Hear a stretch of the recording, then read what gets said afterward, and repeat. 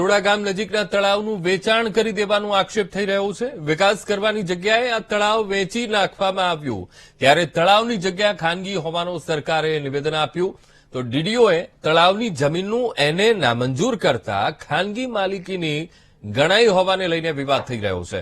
ત્યારે તળાવ જેને અપાયું તે તળાવની જાળવણી ન કરતું હોવાનો આક્ષેપ થયો। તળાવની જાળવણી સરકાર નહીં પંચાયત કરતી હોવાની ચર્ચા ચાલી રહી છે। કે બીજું કઈ જ્યારે અહીંયા તળાવનું વેચાણ કરવાની વાતો ચાલે છે।